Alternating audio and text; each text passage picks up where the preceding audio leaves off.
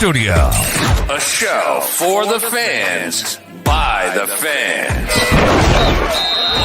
Talking all things Cleveland Browns. From our mic to your ears. With your hosts, Jason Hand, Mikey P, and Ian Cold Train Coldiron. Are you ready for some football? We're ready for some football, baby.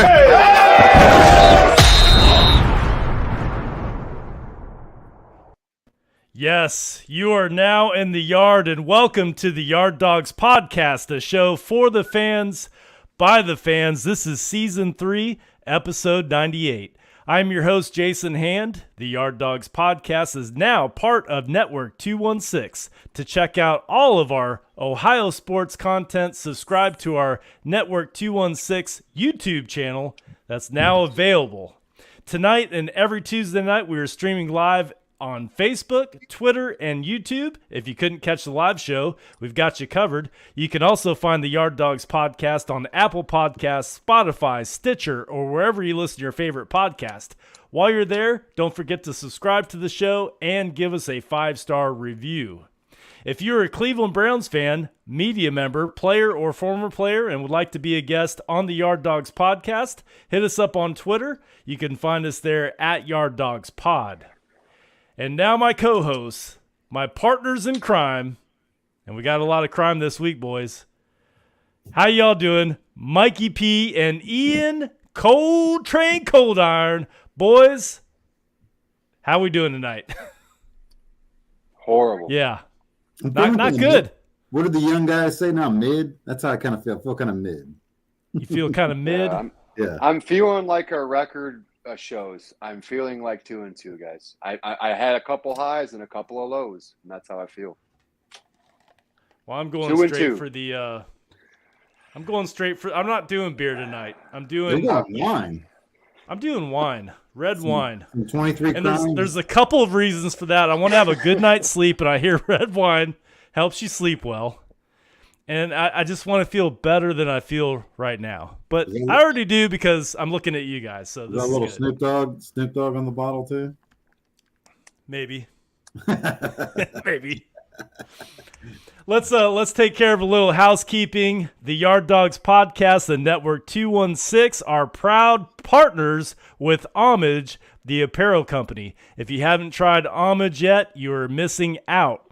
Homage is always coming out with on-point, cutting-edge sports apparel.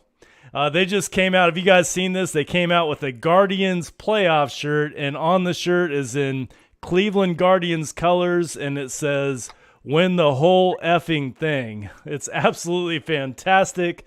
Showing support for your team doesn't have to cost an arm and a leg. As a bonus, you will get special discounts by using our link to shop at Homage. Support the show and do it in style by shopping for all of your favorite sports team gear at Homage. Find the link on our website, network216ohio.com, or look for Homage links on our Twitter page at Yard Dawgs Pod. Shop Homage today. Guys, what's that? New shirt. New Yes. shirt, baby. Win the whole effing thing. Win the whole effing thing. Yes. We got the playoffs for the Guardians starting coming up here soon. Hey. So watch this. yeah, I'm gonna plug them. My wife gave me an anniversary gift. All right, guys, and it was all Homage stuff. So check me out. Check me out. I got the NFL Jam. So you got very nice. Miles Garrett Chubb. Yeah, shout out to Sarah Coldiron, my wife. She hooked it up. Went old school. Oh, I like that one. Mm-hmm. Oh, yeah. Oh, yes, sir. One more for you. A little classic, man. Just a little classic. Classic. I like that. That's We're very Homage people. That's very John Dorsey-esque, that shirt. Yes. And then I don't know if you guys have seen this one. This one's cool. This one's got the schedule on the back. I don't know if you all I like that. Okay. What? Yeah. It's like the whole schedule, man. Can you see it a little bit? I like that, yeah. Very cool. nice. Very nice. Yes, sir. Well, comments are always welcome. Josh Mansfield is checking us out on our YouTube page, Network 216 YouTube. We can see comments on Facebook. If you, I think you have to not subscribe, but you have to allow Facebook comments to show on our show here live. But yes, we'll be checking out the comments throughout the show on Twitter, Facebook, and of course Network 216 YouTube. So thanks for everybody for checking in, guys. I'm gonna get right into it. This was a heartbreaker on Sunday. Mikey P and I enjoyed most of the game together. Well, half the game together. We watched it on Sunday. Cold Train, I'm sure you were in your living room watching it, but the Browns fall to the Falcons 23-20. It's kind of the same old story as of late. You know, the defense just can't put it all together. Cold Train, I'll start with you. As you think back to this very winnable game, how did the Browns fall short? I mean, where do I start, man? Halfback dive. I mean, if you're playing Madden, there's a halfback dive play that's just the running backs on the right side, right up the gut. I mean, this happened 8 times in a row. I mean, Joe Woods, about the 6th time they ran the same play, whether it was an outside to the outside or it was a rush in the middle. Anytime for a timeout, dude, get everybody collected, get everybody together, because I'm not saying a timeout would have changed anything, but Joe Woods, that was one of the most ridiculous and most horrible things I've watched as a Browns fan recently. It was like that horror movie, dude, where you just keep watching somebody keep getting stabbed over and over and over. It's the same play. And you're thinking, you're on your couch, you're thinking, it's the same play. What are these guys doing, dude? Joe Woods. I mean, it's just this is year 3 for him, you know, and his fourth quarter defense is absolutely stinky cheese. It's atrocious. It's, you know, one of those things where if you look up your stats, fourth quarter points given up, the Browns are the worst team in the league, guys. I mean, I didn't foresee that as we were all hyping ourselves up week 1. I didn't see that happening. I didn't see that stat line happening. You know, I mean, it's one thing, you know, to make your mistakes, but to not be able to close out games. That's what's really hurting our hearts. This is really hurting us as fans, I think, is we have the win in the bag. You even get excited where you think, oh, you know, a little bit of time left, we might be good. And then our hearts keep getting ripped out because our defense just doesn't give a crap at the end of the game. And then it was the same story with Jacoby, another couple of shots down, maybe give Cade York a chance. Just like the Jets game didn't get a chance. I'll end with this because I know Mikey wants to elaborate on Stefanski. Take the points, dude. Just take the points, man. You got your 2 best rushers off for the day. You got Rochelle, a TikTok star, and you got Alex Wright from UAB. Don't really play competition in college starting.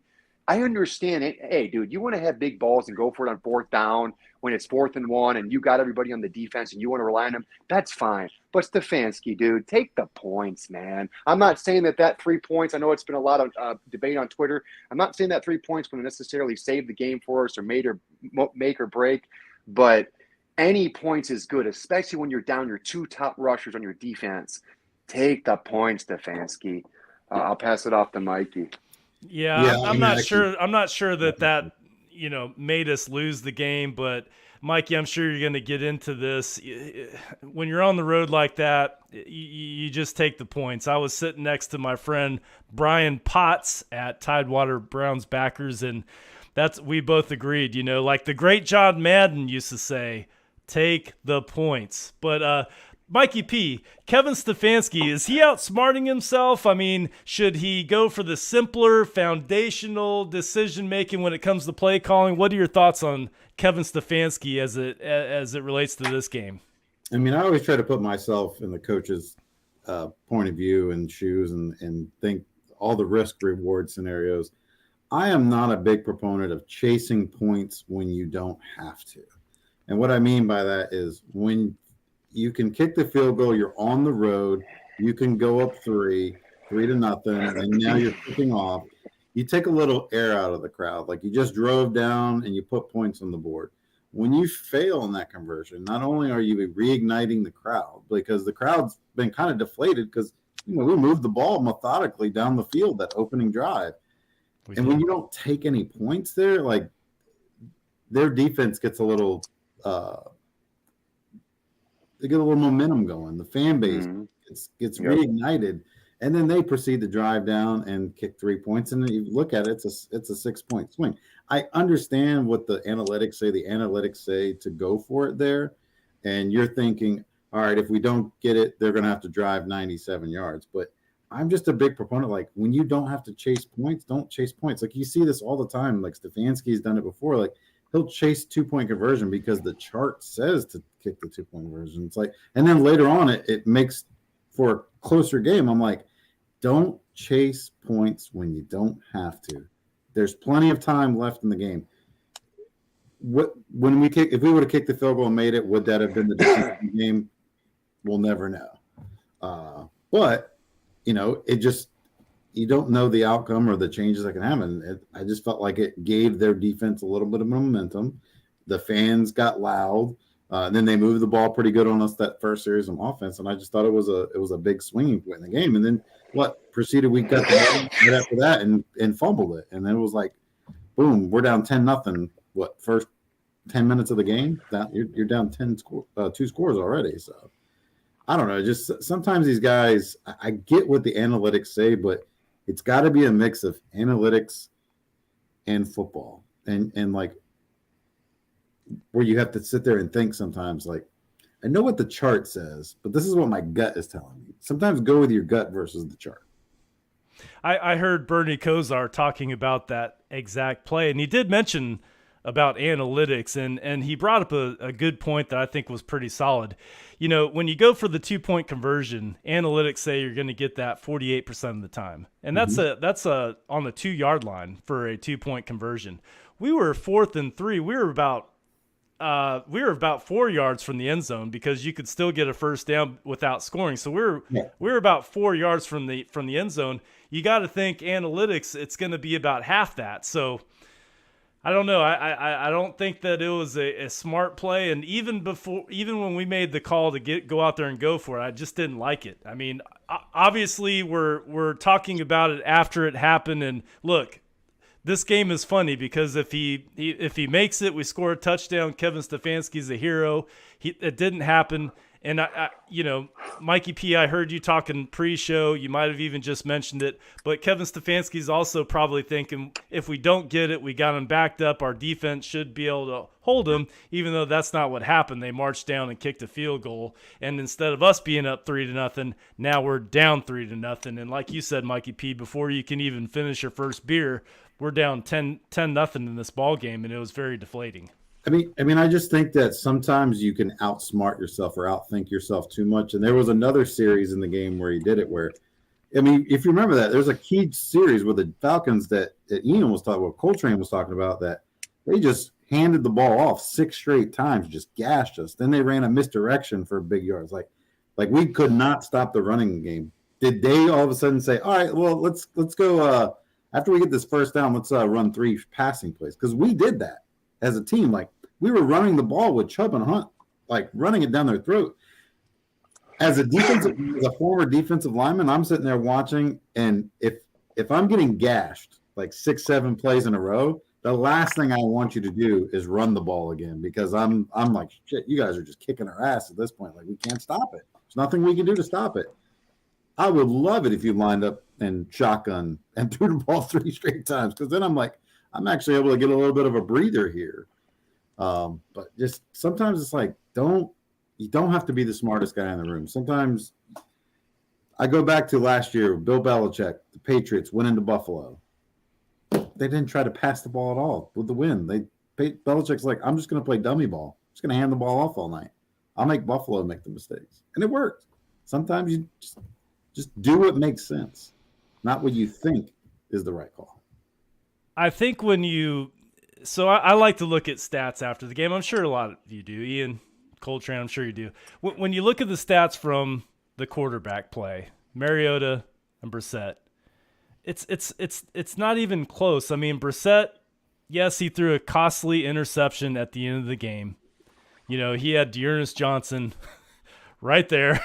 I think Dearness Johnson probably could have got us in field goal range. But Look at these stats. So Brissett, 21 to 35, 234 yards, 0 TDs. That's probably not that good. 1 interception, 1 sack. Mariota, we hold him to 7 completions for the entire game for 139 yards. We were able to sack him one time. I thought that was good, especially with our depleted defensive line. But Coltrane, we talked about this last show. One of the things that we had to do was make sure that Mariota didn't ball out on us, and we made sure that didn't happen. So what happened, on the defensive side of the ball, like where did the Falcons really crush us? Inside, D tackle position, man. D line. Just inside. They've been able. Honestly, the last 4 weeks, I feel like people have been pretty easy to run on us, in a way. But especially Sunday, there was absolutely no run defense. The only people I saw make plays on the runners was like JOK from left field, or like one of those linebackers kind of reaching up to make it. Like, the only one I saw, was it Tagiao that got it? Was he the guy that got the sack? He was the one sack guy. Yeah, Elliott. I'm sorry. That, everyone loves a nice ham sandwich sack. That was just, hey, here we are. Here, buddy, I got you. Got your paws on you. Everyone likes a good one like that. But that's the only action I saw. So, I don't know. I don't look at the stat line necessarily for that now, looking at Mariota. Like, I guess I just, now looking at the game, I wish I would have had a little bit more scores to capitalize on those 7 completions. 7 completions is just an absurd low number. It looks like, from that stat line, it looks like the defense did a decent job, but it was the run stoppage. It was, Mariota was taking care of it. It was the run stoppage that just, it's been ineffective on this team. And we were talking about it earlier pre-show. I feel like they were relying a little bit too much on these younger guys and rookies and wanting these guys to pan out. And then when Clowney and Garrett went down, it was like put up or shut up, next man up. And it's clear after that game, fellas, we don't have next man up, dude. That's very, very concerning, man. If teams can run on you, we won't do anything this year. You know what I mean? And especially who did it. Huntley was brought off the practice squad a couple days before the game. Like Patterson, we talked about him last week. We pretty much kept him in check.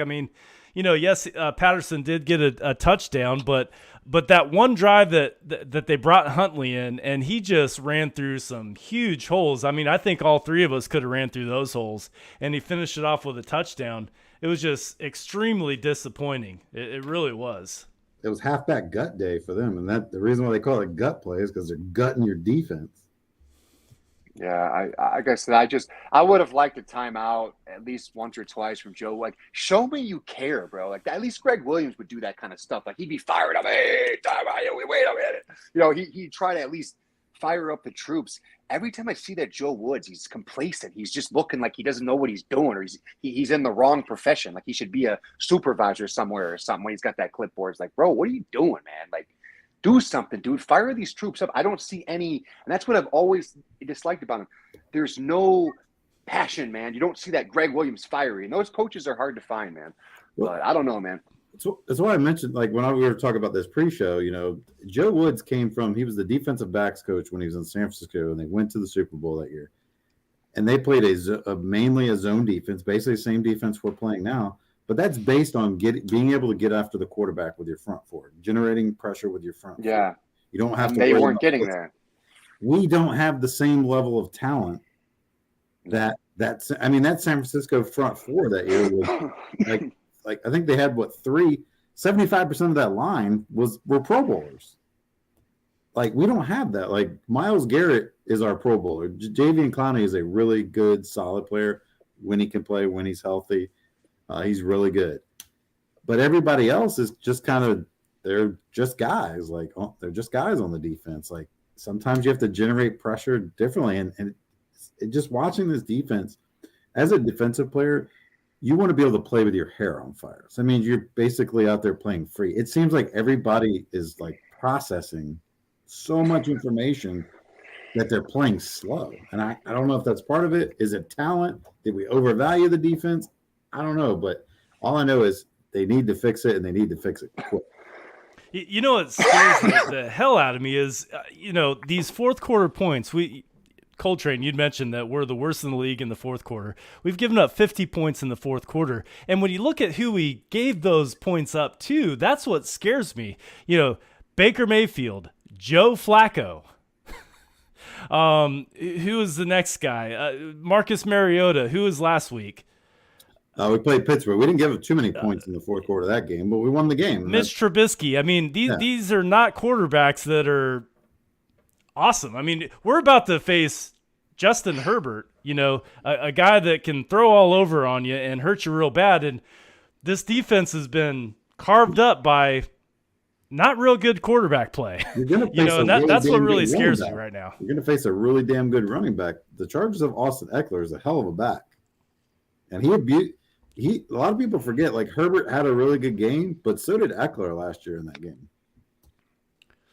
Yeah. I mean, we're going to talk about that game in a couple minutes, but man, the defense really has to tighten up. I mean, I don't know what we have to do. I mean, I was telling you, Mikey P, before the game, I would rather see the Browns defense go man on man, the entire game. So that way, if you get beat, we know who to point the finger at. Because right now, I don't even know who to point the finger at. Is it Joe Woods? Is it personnel? Is it both? Is it lack of excitement? I mean, to me, I think the talent's there. We have talent on this roster. Yes, we have holes. We have warts on this team, but every team does. I mean, there's no team that's, awesome everywhere. I mean, every team has holes in their roster, and the Browns are no exception. But it's just frustrating, man. Especially this fourth quarter. It's just been a big letdown. Yeah, I think. Go ahead. I think what's concerning is it's like what Mikey's saying. It's bums, guys. It's not Tom Brady coming in here. It's not, what you're talking about, Justin Herbert. It's not top 10 quarterbacks making these plays. It's not top 10 running backs running all over us. They're straight bums. So, yeah, man, it's very concerning as a Browns fan, knowing that we have this gauntlet coming up. We have this, until Watson comes back, we have this gauntlet of teams, including Tom Brady, by the way, and Herbert. It's very concerning to the point where it's like, if you're letting bums and guys that haven't played for years or maybe was a backup for a while, if you're letting them do that, why would, like, what are you guys going to do when it's like, are we just going to get blown out 50-7 this week? That would be what the ship looks like it's headed. You know what I mean? So I'm very concerned, guys, as a fan, man. 2-2, but very concerned and very scared of what's to come in this gauntlet coming up, man.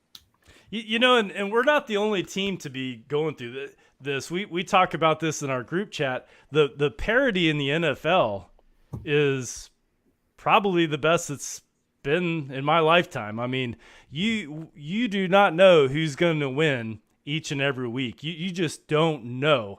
And there's teams that win every single week that you wouldn't think have a chance of winning, and then teams that you think, oh man, they're going to have no problem with them. They end up the game's closer than you think, or they just lose it completely. So even after all this, we like to be a positive show. I hope we're not coming off as negative right now, but even through all this, the Browns find themselves at 2-2. We're tied for the top of the division at the AFC North. There's still time, but there's no more. It's like we got to start now. I mean, it starts this coming Sunday against the Chargers, because this team, the Chargers, are for real. And we're going to talk about that game in just a couple minutes. Let's get into a couple of NFL topics here.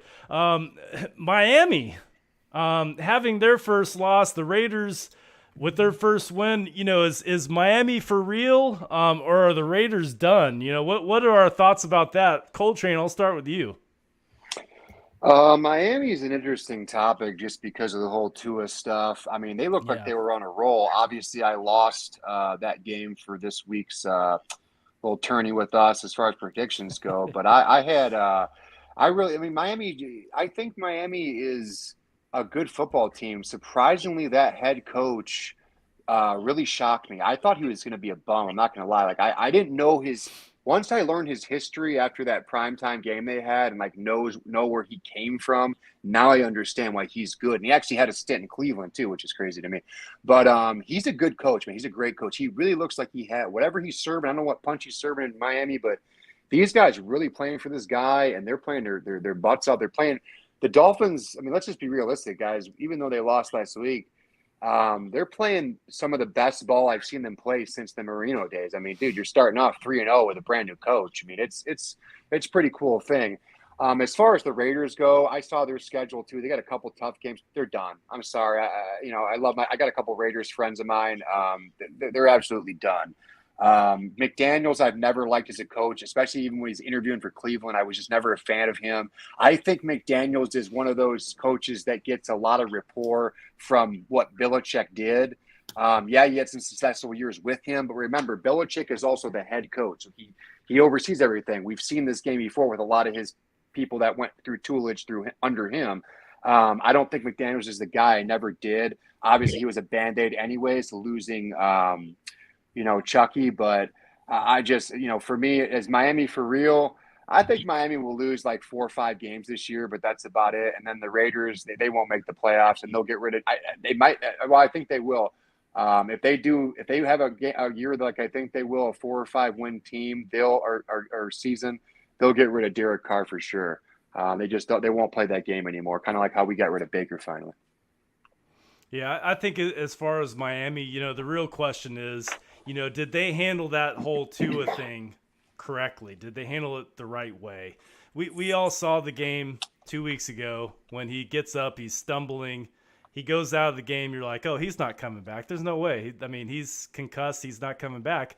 He comes back and plays, and you're like, wow, that was crazy. That was pretty crazy that the team doctors allowed him to do that. And then he starts the next week and, gets sacked, and he's out for the rest of the game and then goes to the hospital. It's a very scary situation that we saw this past, was it a Thursday night football game against the Bengals? But did they handle that the right way? Concussions are serious. I think the NFL is taking steps to because it is serious, with the helmets, during training camp, we see the bubble wrap on the helmets or whatever that's called. But do you think they handled Tua the right way, Mikey P? It goes back to, they said the independent neurologist cleared him to play, but looking on that play, like you knew that wasn't a back injury, just the way he was moving, and he had sea legs basically. And sometimes you got to know better. And even after that, like knowing that happened on a short week, like make the right call. Give him, you have a guy in Teddy Bridgewater, and Teddy Bridgewater may have been better served getting him, 3 days reps so he could play Thursday night instead of having to come in with no reps basically. Because at this point, like if you put Tua back out there and that happens again, like that could be epically bad, because I've seen concussions. I've had concussions. I've never gotten to the point where I had a head injury where my fingers curled. That is what was scary, because in doing research, like that's like serious head trauma. Like that kind of stuff happens from like people falling off ladders and hitting their heads, and like they find them sometimes curled up like that, or vicious car accidents. They said that's happened, and those people have like had brain trauma that lasts a lifetime. They could cause seizures. A lot of time people are very prone, like it's like 80% of people that have a brain injury like that happens like that, they're 80% more likely to have a seizure after that. So I don't. Yeah, his healing has not even started. He's going to see some after effects from that. Mac Blank just put a comment. I put it on the screen. He talked about his fingers. That's just a scary situation. I don't care what team that you root for. When you see a player like that, even if he's on an arch rival, it doesn't matter, man. That's scary, and you never want to see that happen. No. And did they handle it the right way? I don't know. I know that Tua is meeting with the NFLPA, and they fired the independent neurologist that cleared him. So obviously something didn't get handled right. And yeah, It doesn't smell right. As far as the Raiders go, they have a tough game. Coltrane, I love you, man. I don't know that they're done. Like did they have a rough start? Yeah, they had a rough start. They got a tough game against the Chiefs this week. But if you look at their schedule outside of that, they face the Texans at home after that. They're going to win that game. They might even beat the Chiefs. They could surprise. Whoa! Personal bet on that, Jason. If you want that, do what now, Mikey P? The Raiders historically always play well against the Chiefs. They did. They're the team that did the victory laps around Arrowhead Stadium with the bus. I mean, it backfired on them the next game. I'm not saying they're going to be doing some victory laps this week, but okay, let's just say the Chiefs win that game. They play the Texans at home, at the Saints, at the Jaguars. Now, the Jaguars did play a great game actually against the Chargers a couple weeks ago. They beat them 38-10. And then they're at home against the Colts. All those are winnable games. They can definitely turn around their season. And they've got some players on that team, man. Like Derek Carr is no scrub. Max Crosby, I love that guy. I'm not saying that I watch the Raiders every week, but I watched him like 2 games this year already, and Max Crosby, he has the nose for that football, and I just like him as a player. He's one of those players that you just want on your team. And then their running back, Josh Jacobs. I should know that. He's on my fantasy team. But Josh Jacobs is just a beast, So are the Raiders done? Nah, I think that chapter is still to be left written. Nobody's done this year, even if you're 0-4, because there's half the league is there's 15 teams 2-2. So it's like normally by this point you'd be like at 2-2. They're like, what do they got to do to make the playoffs? Like you could have a 0-4, 1-3 team right now, still make the playoffs. It's a long season still, and there's so many teams within striking distance. So, in fact, I would say the Dolphins might have a tougher road than the Raiders just because of what they're going through with their quarterback. I mean, Tua, that's kind of a big deal. Now, they got some weapons. Tyreek Hill is just amazing. Love that player. Anytime you got him as a wide receiver. Will play good for them, when he's in there. He's yeah. He's a game manager type of quarterback. So we'll see what he can do. Tyreek Hill's numbers might go down a little bit, but we'll see what he does. And we have to mention this. All 3 of us are married. You never want to see a marriage fail. It's just not a good thing. When we say our I do's, we want that to be forever. We saw the news today that Tom Brady might be getting divorced. Coltrane, were you surprised to see this news? I kind of was. I was surprised. Yeah, I was surprised because I thought that they had, earlier in the season, I thought that they had, I thought they both had kind of committed to it. It looked like it was a mutual decision for him to play for one more season or whatever he said. But either way, that retirement was very interesting to me. What did it last? About 3 to 4 weeks max, if that's what it was. So clearly he went back on. Well, again, I'm just guessing. This is what my strictly opinion based, no facts. I don't have an article I read or anything, but I think it was a month, and then he kind of had second thoughts. He agreed on something with her where they agree with everything with like a family.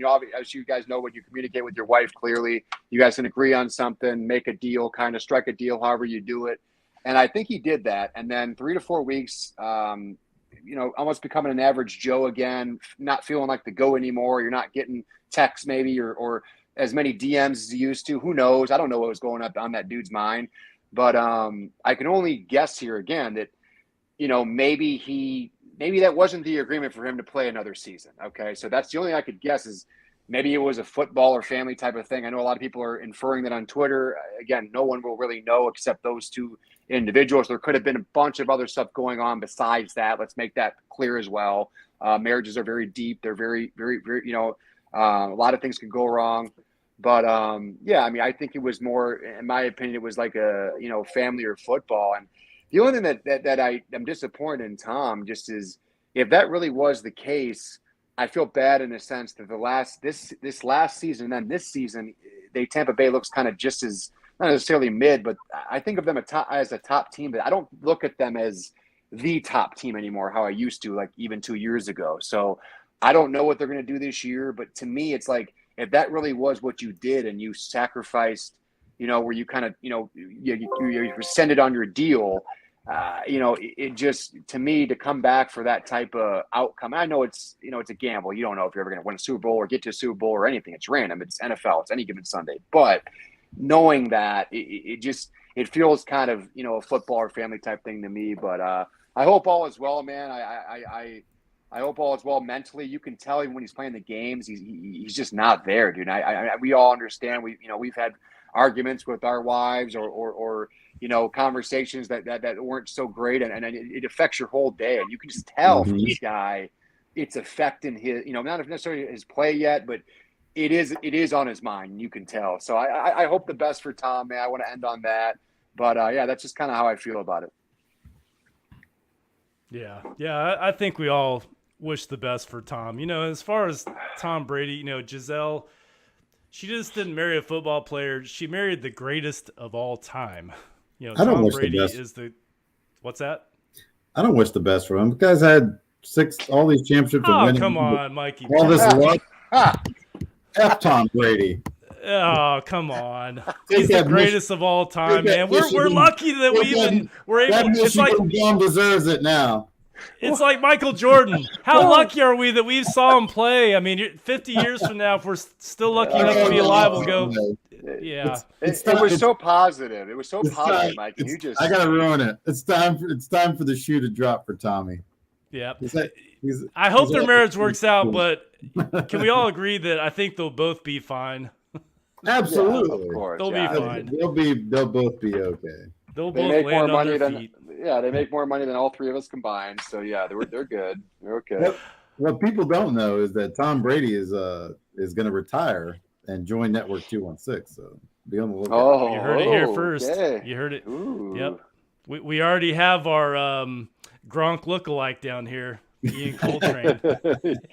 Dude, do you seriously, guys? Do you know? Probably once every 2 weeks, I'll get some person. They're looking at me up and down. You'll see them again in the aisle, maybe at a Kroger, and they come up to you.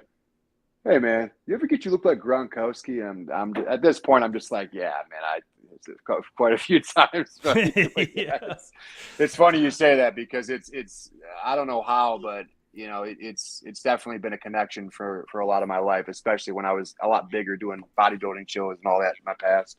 So. Well, let's move on. Mikey P, let's hear about our next sponsor, Underdog Fantasy.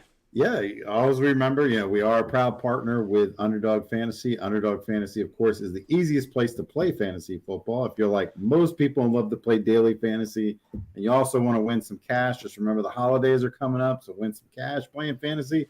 Underdog Fantasy is definitely for you. Best Ball Mania costs only $25 to enter. It lasts all season long. Underdog, of course, is going to match your initial deposit up to $100 by using promo code 216. So all you got to use that code 216, deposit $50. That'll become $100. Playing Underdog Fantasy, and just remember to use that code, of course, 216, and draft your Best Ball Mania 3 team today.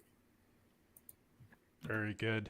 You could definitely win some money on there. I'm up a little bit on Underdog Fantasy, so it's all good stuff. All good stuff. They use that promo code 216. All right. In case you're wondering how Justin Herbert is recovering from his rib injury, last week versus the Texans, he was 27 of 39 for 340 yards, 2 touchdowns, and 0 INTs. That's who we're facing this week, boys. Both teams are 2-2. The Chargers are surprisingly only favored by 3. I honestly thought they'd be favored a little bit more than that. Let's go over the Chargers wins just so we can kind of see what they've been doing lately. We all know what we've been doing, but let's see what the Chargers have been up to. So here's their wins. They beat the Raiders by 5 points, 24-19.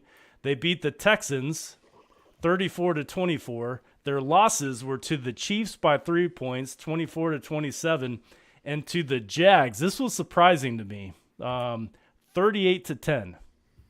So that's like the definition of any given Sunday right there. The Jags beat up on the Chargers 38-10. What are your initial thoughts on this game, boys? Mikey P, I'll start with you. I am, after we saw their offense up close and personal last year and gave up a ton of points. We almost came away with the win. Like we were able to score on them too. I'm extremely nervous about this game. You got a potent offense. I think you're going to definitely have to force some turnovers some way or some shape or form. Turnover is going to be key this week because with Herbert and Eckler, they're just a good offense, and they got a decent offensive line also. I'm nervous, very nervous. The Chargers are 30th in points allowed, giving up 27 points per game. The Browns are 9th, giving up 23. I think that's going to change a little bit this week. The Chargers, they score a lot of points on porous defenses, which is what the Browns have right now. The Chargers are first in passing yards, no surprise, 307 yards per game versus the Browns 25th at 197 yards per game. Rushing yards, this is the big one. This is, I think, where the Browns really separate themselves from most teams, not just the Chargers, but the Chargers are 32nd in rushing, 64 yards per game, versus the Browns are second at 187 yards per game. I don't know if that's a misprint, but that's what I read. No. Go ahead. You got to understand that Austin Eckler, though, it's just going to demolish that, dude. With what we saw from that bum last week, Huntley, practice squad star, looking like the GOAT in one game. You got Austin Eckler coming to town. Even though that stat's great and all, Jason, I can't take that stat for serious just because this is Joe Wood's defense that just has looked week after week that they cannot stop any type of run game. So it's going to hurt us, I think, the most on the goal line because they just love to cram. They just love to hammer Eckler in, and he can catch too. He can catch better than any of our running backs can. I really do believe that. Eckler is a stud, man. He's also on my fantasy team, so I'm very torn this week. Just because I hate that fantasy, Browns stuff because it's like I want the Browns to win, but at the same time, I want Eckler to go off for my fantasy team. There's money involved, So shout out UniFirst Fantasy Football League. It's my work league, and we love to have a ball in that league. So, all right, Mikey P. To me, it's clear we have to stop or manage the production from Justin Herbert. We as you pointed out, we saw him last year. They made some huge plays. Mike Williams, I think, had a huge game against us last year. With knowing what you know about our defense and how we've been playing so far, I mean, how do we stop this guy from just wrecking our day? Somehow you're going to have to generate pressure. You need to force, get a couple turnovers out of him, maybe an interception, maybe a fumble.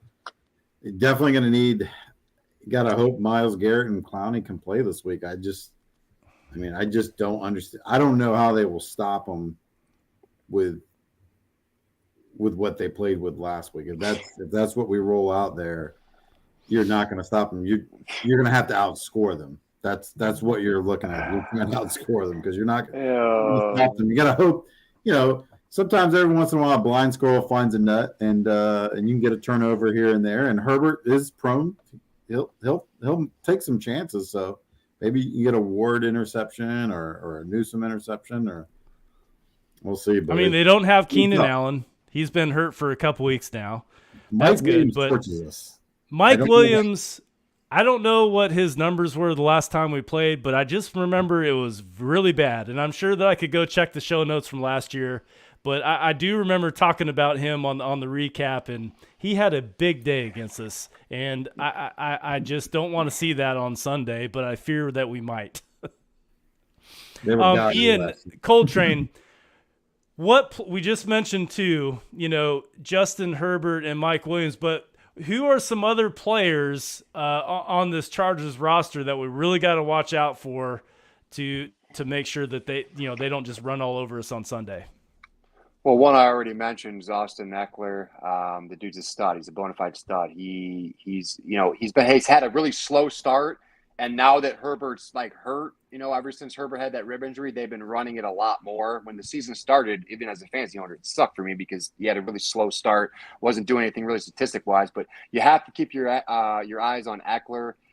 Mike Williams, of course, he's just gonna body people. He's gonna basically just rise up, get over it. And the problem is our corners are pretty small compared to a Mike Williams type body. So that's going to be rough. It's going to be a lot on Delpit and John Johnson to kind of take care of that body out of that way.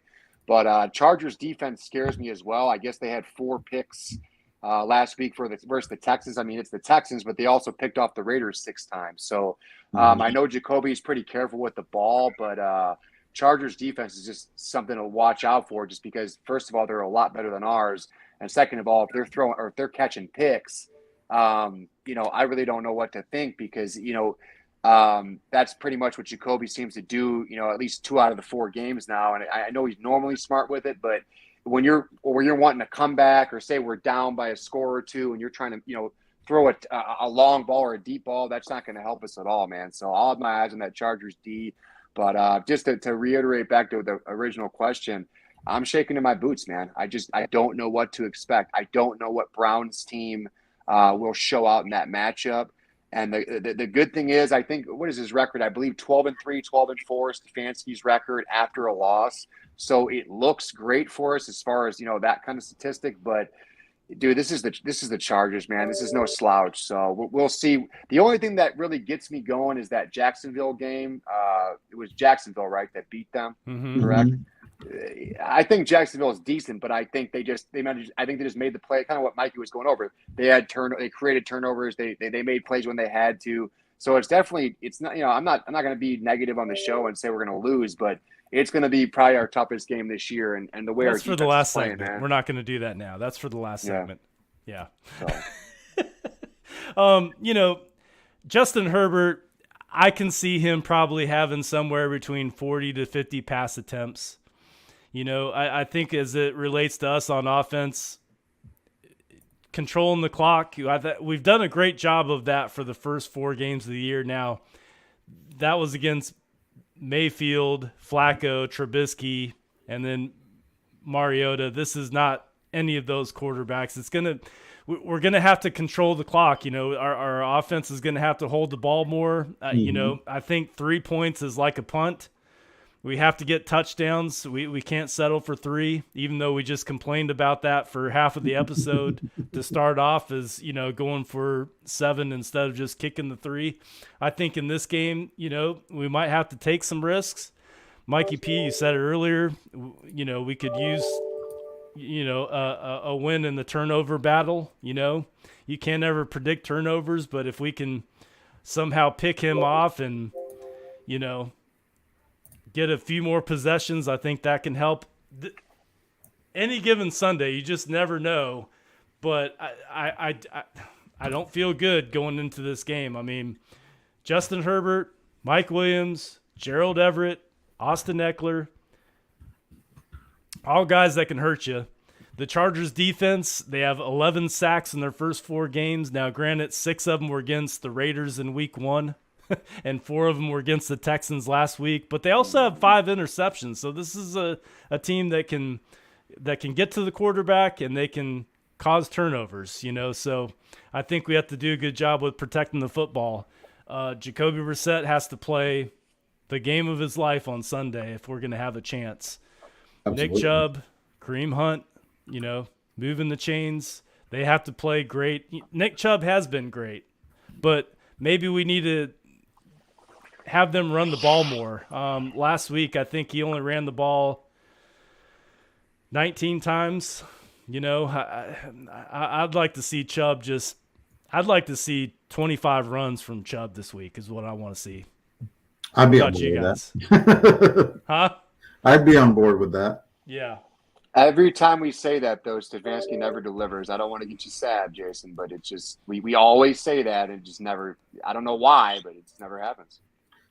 Well, everybody preaches balance. You got to have balance. I always look at this. Balance my ass. Do what works well for you. If throwing the ball around 50 times is your strong point, then do it.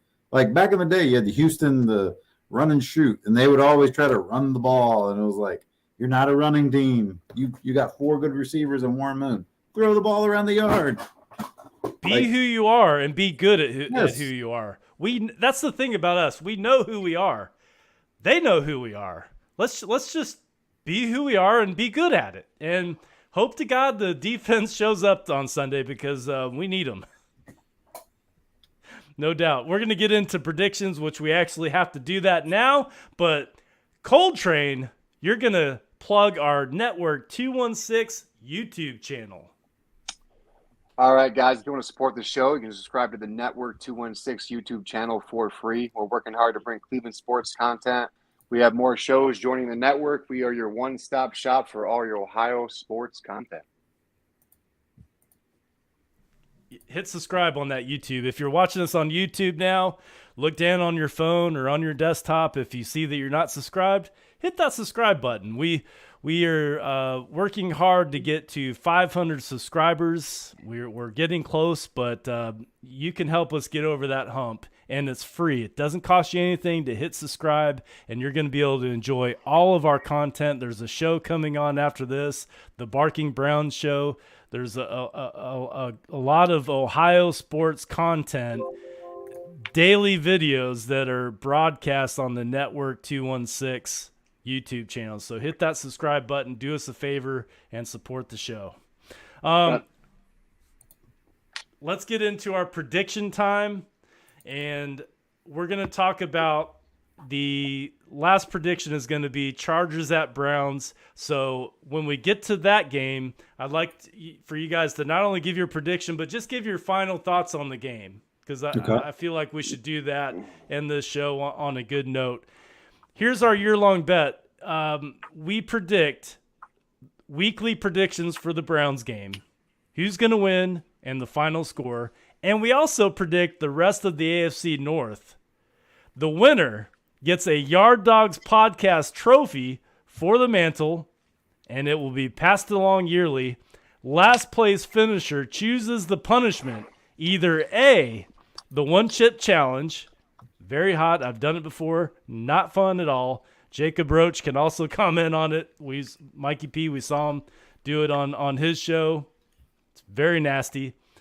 But if you don't want to pick that, you can also pick we're going to take the top 5 comments throughout the year. So listeners, audience, as you're listening to this, type in the comments your punishment of what the loser should do. And we're going to take the top 5 and put that on the Wheel of Destiny. Guys, I have the wheel in my garage. It spins and makes noises and everything. It's got 5 spots on it, so we're going to put the 5 punishments on there for the last place loser. Here's the year-to-date standings after 4 weeks. Who needs these? Mikey P is in last place at 3 points. He was 0-4 last week. Mikey P, we gotta get those numbers up this week. Coltrane and myself are tied at 8 points. So Mikey P, you're not out of this at all. This is a long season. 5 points is nothing. You can get all that back in 1 week because you get 1 point for each correct prediction, and you also get 3 points if you get an exact predicted score, which we have not had yet this year. So prediction time. Let's talk about our first game. Ian Coltrane, you're smiling. You know you got this in the bag here. Steelers at Bills. Maybe that's why he's smiling. This is a huge prediction here. The Bills are favored, check this out, by 14 points. Vegas does not think this is going to be close. I'm curious what you guys think. We're going to start with Mikey P. Who's going to win this game, and what's going to be the score? It's going to be closer than Vegas says. I'm going to take Buffalo 33, Pittsburgh 21. 33-21. So you have them losing by 12. Pittsburgh covers the spread. Pittsburgh covers the spread, but gets the loss to the Buffalo Bills. We are moving on to myself. I'm next. I do not think this is going to be close. I think the Bills are going to win this game handedly 34-17. Does that mean they cover? They do, right? Mm-hmm. So 34-17 Buffalo, Kenny Pickett, what did he throw? 3 picks last week. I think he's going to be starting again, right? Is he starting this game? He is starting. I think Buffalo is going to eat that up, and they're just not going to be able to hang. I mean, Buffalo has been struggling the last few games offensively, but they're going to get back on track this week. Coltrane, let's go to you. Who's your pick for this week? I got Bills 28, Steelers 17. Steelers are booty juice, man. They stink. Kenny Pickett's not going to make them any. They're not going to make them any better. I'm sorry. Like, I know I guess he had flashes, and the Steelers fans are going, woo, Wessu, baby, we got our franchise QB. Like I talked about last week, it ain't that easy, man. It doesn't just work like that. You just draft the franchise guy the next year. So I'm still out on Kenny Pickett. I will be out on him until he shows me otherwise or proves me otherwise. 3 picks is not exactly a great show out, Steelers fans. I don't know what you all are excited about, but good luck to you. I got Bills 28, Steelers 17. All right, 28-17. So we all have the Buffalo Bills winning this game. Not a surprise. Let's move on to the next AFC North matchup. This is a Sunday night football game. We're all going to be watching it. The whole world's going to be watching it because it's going to be the only game on TV at that time, 8:20 this coming Sunday night. Bengals at Ravens. Ravens are favored by 3. So the Bengals are not favored. The Ravens are the dogs here. Coltrane, we're going to start with you. What do you think about this game? I like Lamar Jackson. I like the Ravens, man. I will always go after the Ravens over the Bengals. I got Ravens 34, Bengals 28. I know the Bengals seem to be on a roll, or their fans think they're on a roll, but Lamar Jackson is going to stand in the way. He's too athletic for you. You're going to be chasing him down. A little bit of a shootout, but Lamar Jackson and the kicker they got, Cade York, but he's, the kicker's pretty good that they got over there, so he can nail a 60-yarder, 70-yarder. So they're definitely going to win that game for sure. 34-28 Ravens. Mikey P, it's your pick. This one pains me to say. I'm going to say last year Cincinnati owned Baltimore, and I think they're going to own them again. 27-23 Bengals. 27-23 Bengals. Bengals. Okay, Mikey P, this is your chance to gain a point because I'm with Coltrane on this one. The Ravens are going to win this game by a field goal, 24-21. All right. That's my pick. Joe Burrow and Lamar Jackson, they both show up when the lights are on, and the lights will be on because it's Sunday Night Football. But it's going to be low scoring. I just don't see a lot of points in this game. But, who knows? Maybe it could be a last-second field goal by Tucker for the Ravens to win it. So 24-21 Ravens.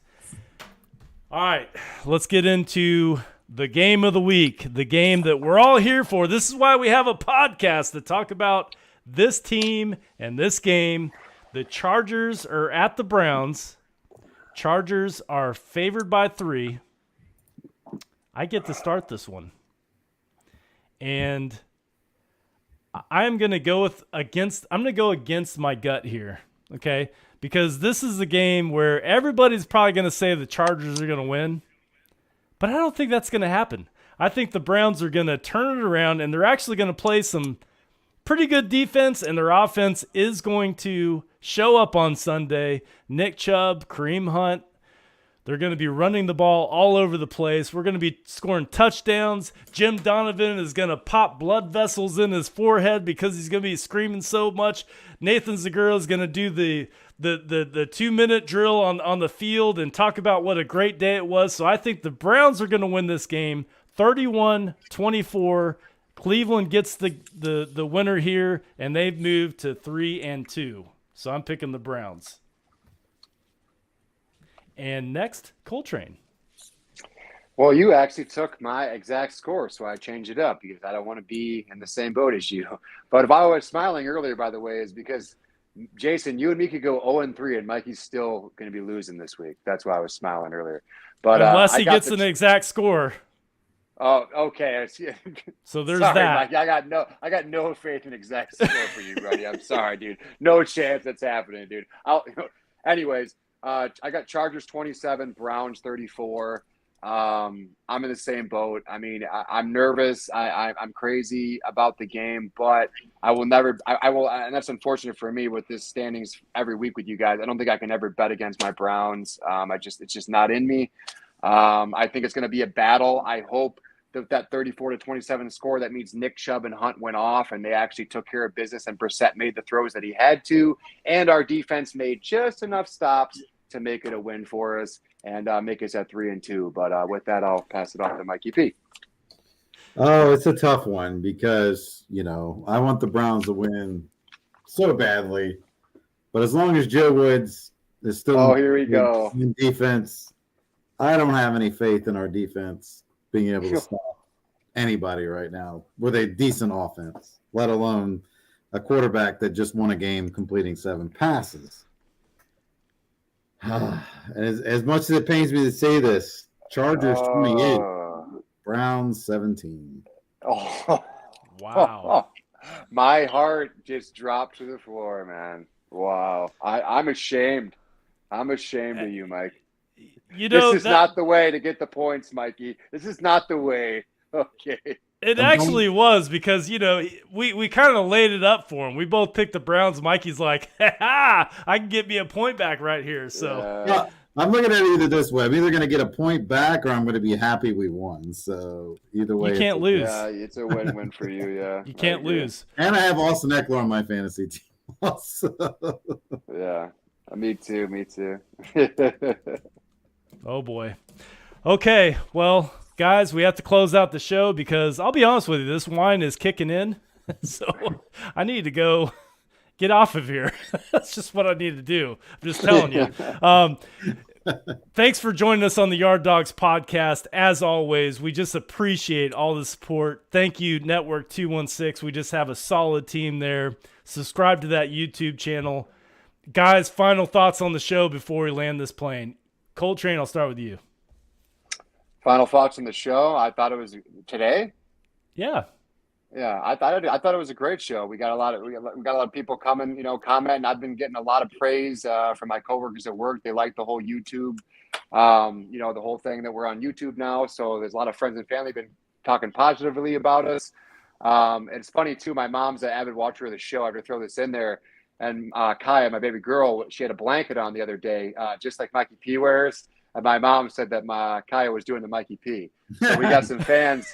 Got fans. Everybody thinks it's a blanket, but it's actually a pillow. Oh, it's a pillow. I will have to tell my mother, dude. She's going to be completely shocked. The whole time we thought it was like a grandma blanket. We thought it was like a granny's blanket. No, I have a brown.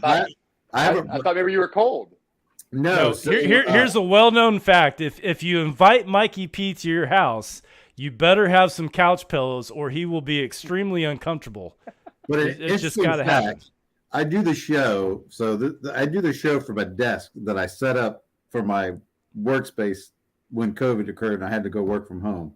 The desk has like a jagged edge on the side. So when you sit on this side of the desk, if you don't have a blanket or a pillow, you're probably going to slice your leg open. Yes. It's for good reason, too. It serves 2 purposes. It's my comfort pillow, and it's for safety.